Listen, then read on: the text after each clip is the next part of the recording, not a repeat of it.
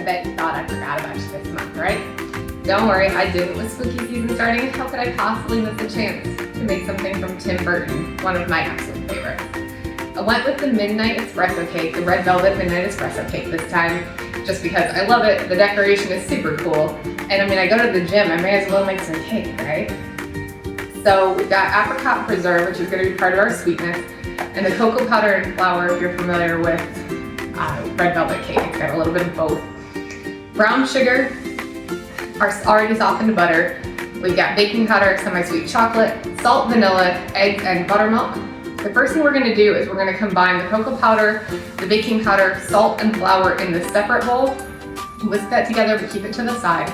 And then we'll start putting all of our wet ingredients together, the eggs, the butter, the food coloring, before we start combining everything. So let's get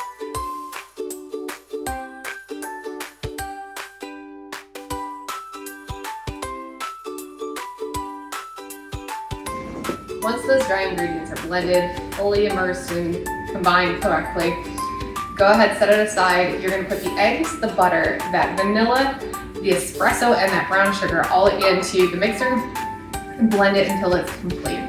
After that, that semi-sweet chocolate, we melted it down. You're gonna add that and the food coloring in. And once you have that completely combined, alternate between the buttermilk and the dry ingredients until you get a smooth and delicious cake batter.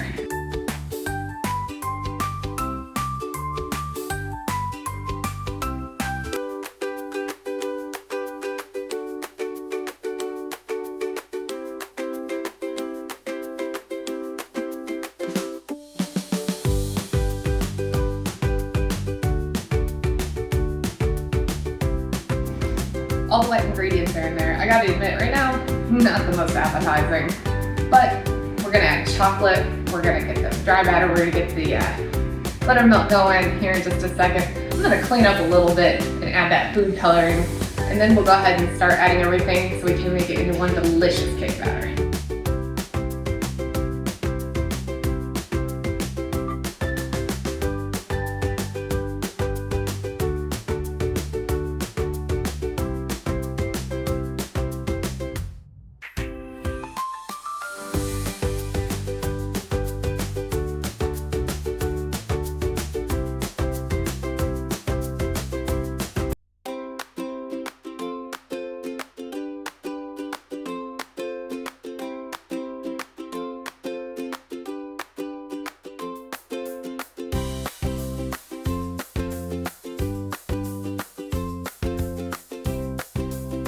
Alright, the mixer's gone. I definitely still have some cleaning up to do, but now we get to take this incredible batter, put it in the pans. You're going to split it up evenly between your two 8-inch pans. We already prepped them. And then they're going to go into the oven and we'll get them baking. While I'm doing that, I gotta clean these dishes so that I can get ready for the next step, which is a delicious chocolate ganache sauce.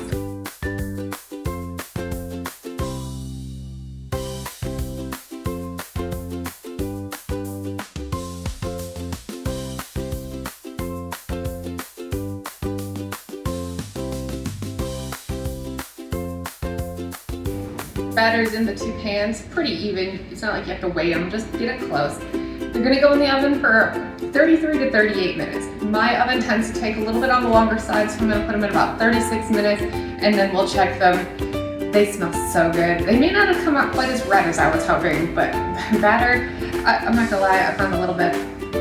It's pretty tasty.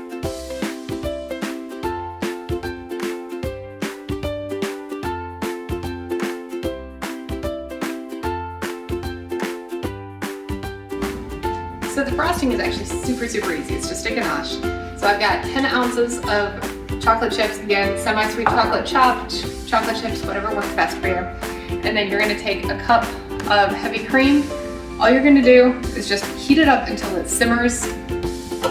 And then once this is warm and simmering, take it off the heat, dump it over the chocolate chips, and let it sit for a few minutes. Once it kind of incorporates, whisk it together until smooth, and then let it solidify. As it gets cooler, it'll get a little bit more solid. Once it gets to the consistency of frosting, go ahead and frost your cake.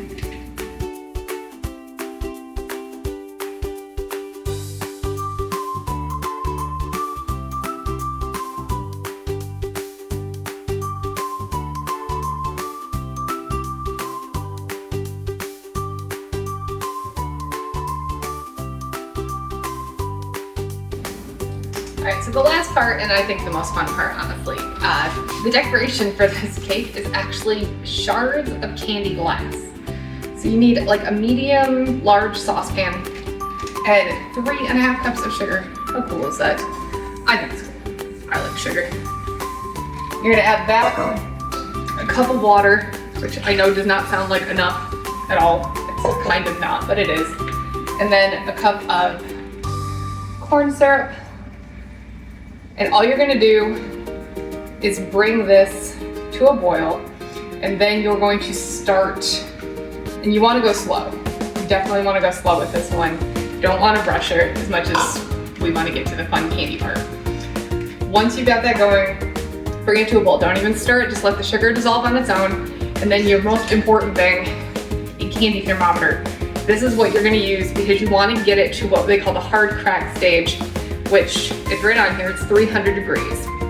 Be very, very careful. I have burned myself way too many times, but you're gonna go ahead, bring it up to a simmer, get all that sugar dissolved, put this in, and once that temperature reaches 300, we'll get to that next step.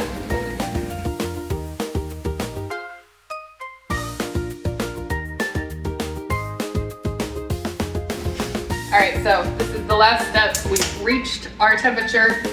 Be extremely careful when moving that thermometer. The last thing you need to do is just add in your flavoring and your color.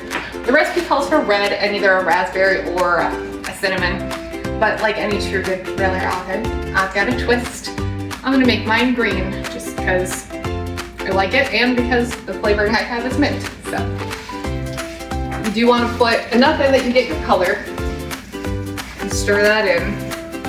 I'm going to do the color first just to make sure that it blends completely.